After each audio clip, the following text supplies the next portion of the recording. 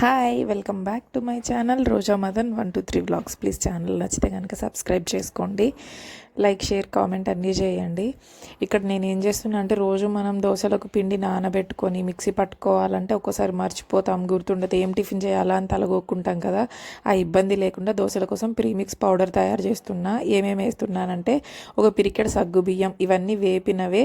ఒక పిరికెడు సగ్గుబియ్యం వేపి వేశాను, 2 స్పూన్లు శనగపప్పు వేపి వేశాను, 2 స్పూన్లు కందిపప్పు వేపినవే వేశాను. దాని తర్వాత కొన్ని బొరుగులు అంటే 2 పిరికెళ్ళు బొరుగులు వేశాను.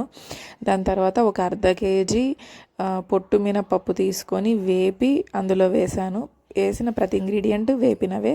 మంచి తినే పప్పులు ఒక పిరికెడు వేసాను అనమాట. అటుకులు ఒక 100 గ్రాములు వేసాను. దాని తర్వాత మనం మఖానా అంటాం కదా, తామర గింజలు, ఇవన్నీ వేసుకోవాలని ఏం లేదండి, నా దగ్గర ఉంది కాబట్టి వేసాను. అవి మిక్సీ పట్టి పౌడర్ చేసి వేసాను. ఎందుకంటే లాస్ట్ టైం ఇచ్చినప్పుడు పిండి మిషన్ అతను వచ్చేసి, అమ్మ ఇవి పడట్లేదు, వాటిని మాత్రం మిక్సీ పట్టుకొని కలిపి తీసుకురా అని అన్నాడు.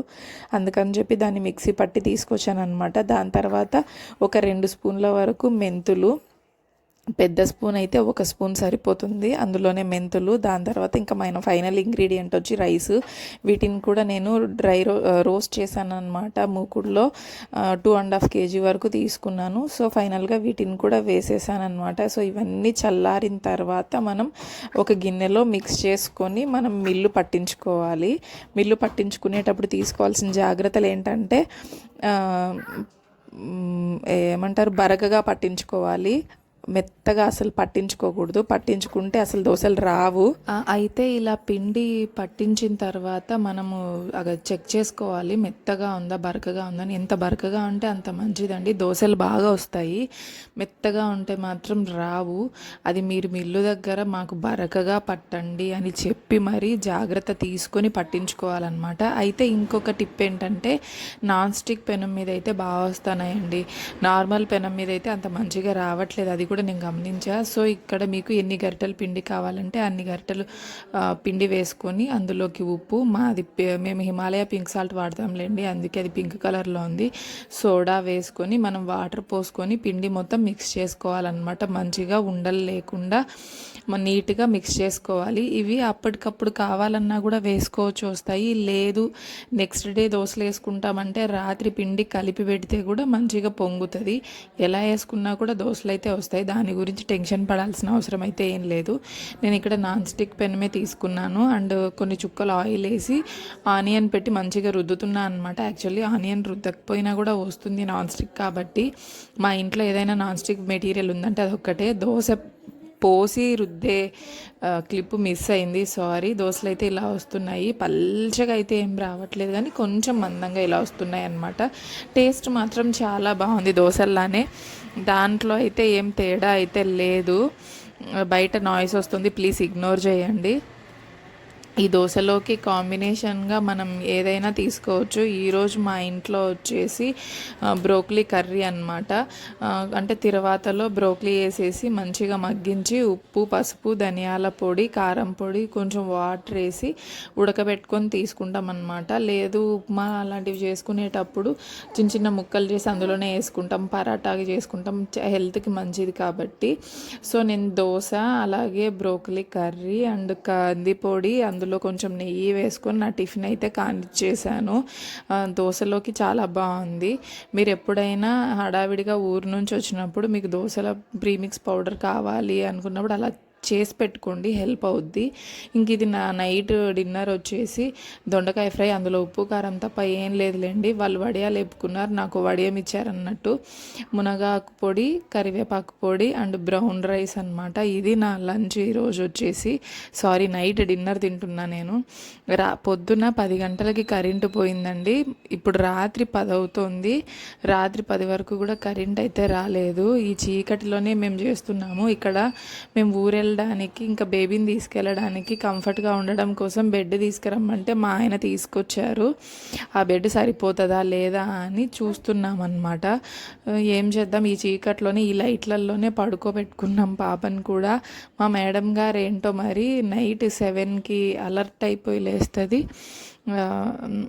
నైట్ అంతా మేల్కొనే ఉంటుంది, పగలు మాత్రం ఫుల్ నిద్రపోతూనే ఉంటుంది. 2 months వరకు అంతే అనుకుంటా మేబీ. ఒక్కొక్కరు ఒక్కొక్కలా ఉంటారు. ఈ చీకట్లోనే మేము అన్ని పనులు చేస్తున్నాం అనమాట. మా పెద్దమ్మాయి అయితే చిన్నమ్మాయిని ఎంగేజ్ చేస్తూ ఉంది, ఏం చేస్తావని. అసలు కరెక్ట్గా చెప్పాలంటే ఊరెళ్తున్నామని ఎగ్జైట్మెంట్ ఎక్కువగా ఉంది. అసలు బయట సిటీస్లో కానీ బయట కంట్రీస్లో ఉన్న వాళ్ళకి ఆ ప్లేసెస్ అయితే నచ్చవు. బట్ ఏంటంటే కాంప్రమైజ్ అయిపోవాలి, హస్బెండ్స్ జాబ్ వల్లనో మన జాబ్ వల్లనో. ఊరికి ఎప్పుడు వెళ్తాం, సొంత ఊరికి, ఇంకా అక్కడి నుంచి మళ్ళీ తిరిగి వచ్చిన తర్వాత మళ్ళీ ఎప్పుడు వెళ్తాము, ఇదే ఆలోచనలు ఉంటాయి. ఎవరికైనా అంతేనేమో మేబీ. బంగారు తల్లి, బంగారు తల్లి ఆవలిస్తాడువా చిట్టి తల్లి, నీ జుట్టే జుట్టే.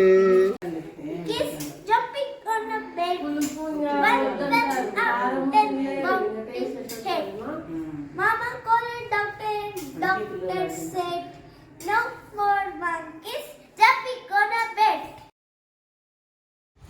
పూణేలో అసలు నాకు ఉండాలంటేనే ఇష్టపడట్లేదండి. ఎందుకు అంటే మన భాష కాదు, మనతో ఎవరు ఎక్కువగా మింగిల్ అవ్వరు. నాకు ఎందుకు అస్సలు నచ్చట్లేదు. చెప్పాలంటే కొంచెం ఇబ్బందిగా కూడా ఉంది.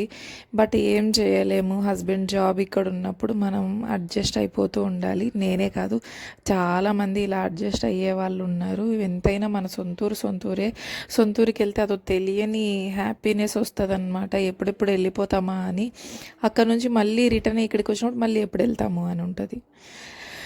ఏం చేయలేం కదా, అలానే ఉంటుంది మరి. ఇక్కడ ఏంటంటే చేపలు తీసుకొచ్చారు మా ఆయన.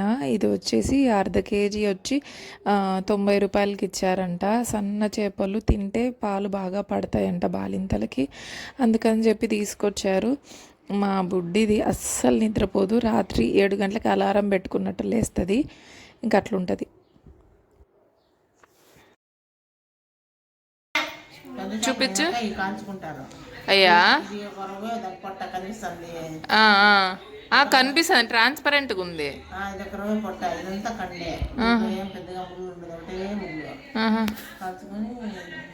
అంటే నిప్పుల మీద కాలుస్తారా?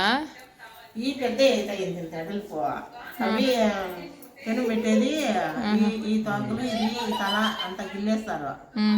గిల్లేసి ఈ పొట్టగాడులో కొరవ తెంపు పెడతారు. ఇట్లా పొట్టలో తీసేస్తారు. తీసేసేది ఊరిగా పెను మీద వేసి నూనె వేసి కాల్చుతారు. కాల్చినప్పుడు అలా ఉండుగా దాన్ని మసాలా పొడి ఎట్లా ఉంటుంది, దాన్ని పూసి పెట్టి కాల్చారు.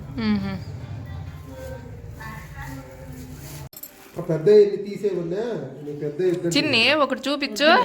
సన్న పిల్ల చిన్నది మా నాయన కొడవేసినప్పుడు ఇట్లా ఇచ్చేది, ఇట్లేసేది, మేము ఉంచేసేది. చేపలు పిరకలు పెట్టేది, తినండి చారు పోసేది అందరికి. చిన్నగింజలు ఏం వేయద్దు దాంట్లో, మసాలా పట్టి చిన్నగింజలు, ధనియాల పొడి, మిరపొడి అంతే. తినండి, మేము తిని చేతలు దుద్దుకొని ఒళ్ళు దుద్దుకొని గబ్బు కొడతాండేది. ఇట్లాంటి ఎన్ని ఒలిచి పొట్టలు ఒలుచుకుంటారా దాన్ని. రాత్రి 10 అయిపోయింది. ఆయన చేపలు తెచ్చేసరికి ఇంకా అవన్నీ క్లీన్ చేయాలంటే ఫుల్ టైం పడుతుంది కదా అని చెప్పి ఫ్రిడ్జ్లో పెట్టేసి నెక్స్ట్ డే మార్నింగ్ వాటి తల తోక అన్నీ వేరు చేసి క్లీన్ చేస్తున్నారనమాట మా చెల్లెలు, మా అమ్మమ్మ. నా కూతురేమో నేను వీడియో తీస్తుంటే మధ్యలో కాళ్ళు పెడుతుంది, నా కాళ్ళు చూపించు అని. నీ కాళ్ళు ఏం చూపించాలి తల్లి అని నేను డిస్కషన్ పెడుతున్నాను అనమాట. నేను ఎప్పుడు వీడియో తీసినా పక్కనే ఉంటుంది. సరే, వారం రోజులుగా నాకు కారం పొడితో తిని బోర్ కొట్టింది కదా, చేపల కూర కమ్మగా ఉంటుంది, ఈరోజు ఫుల్ నాకు విందు భోజనం అనుకొని నేను ఎప్పుడెప్పుడు పెడతారా అని వెయిట్ చేసా. చూసారా చిన్న చిన్న చేపలు, బట్ ముళ్ళులు బయటికి కనిపించాయి. బట్ ప్రామిస్ అండి, నిజం చెప్తున్నా, ఎంత ఆశగా తినాలి అని ప్లేట్లో రైస్ చేపల కూర వేసుకున్నానో అసలు చాలా చేదుగా ఉంది. పులుసు కావచ్చు, చేపలు కావచ్చు.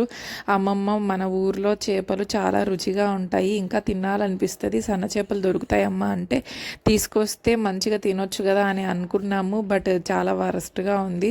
ఫుడ్ని అలా అనకూడదు కానీ చేపలు చాలా చేదున్నాయి. ఇక్కడ ఊరు బాగాలేదు, ఇక్కడ నీళ్లు బాగాలేవు అని చెప్తోంది.